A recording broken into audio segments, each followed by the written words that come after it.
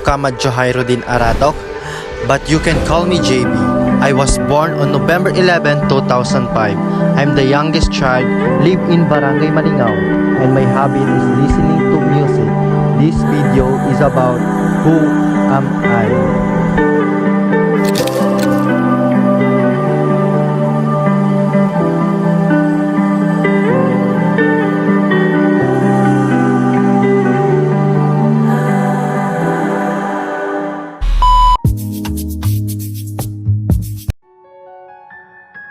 My last relationship destroyed me, but it also saved me.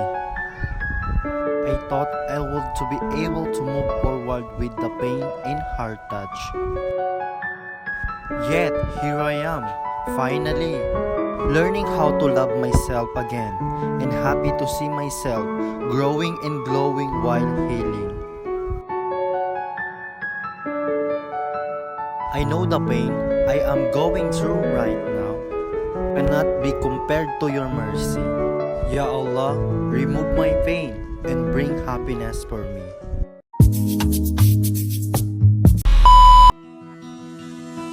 Are the people who are important in my life, people who give me happiness and strength, are the people who are always there for me no matter what happens. They make me feel like I am important to them. Those people could be my family, friends, or loved ones.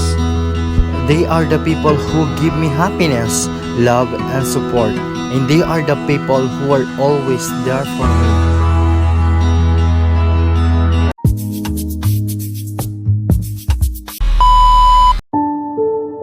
I believe the self extends beyond the physical body to encompass mind, thoughts, and choices. My purpose is to evolve into a better version of myself emotionally and spiritually. Life presents challenges, but we should never give up because God never give us a problem that we cannot overcome, and prayer is key. Because everything happens for a reason, we can emerge stronger. I believe the self is shaped by how we confront life experiences. Everything happens for a reason, allowing us to become stronger. The self is formed by how we face our lives.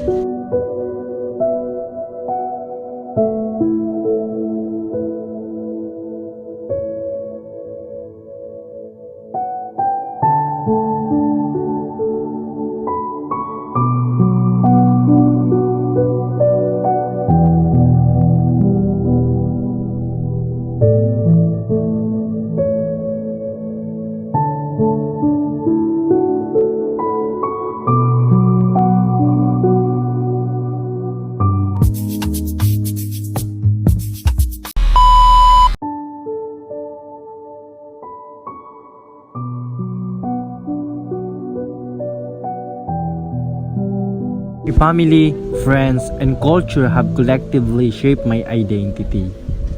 From my family, I've learned to be kind. My friends have taught me contentment. My culture has guided me to cherish what truly matters and release what doesn't. These influences have made me who I am today.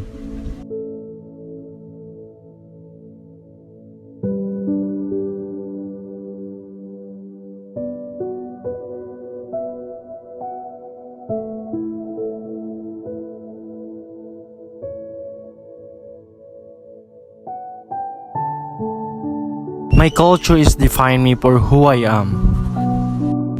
Because of my culture, I believe that there is only one God. Everyone has their own culture.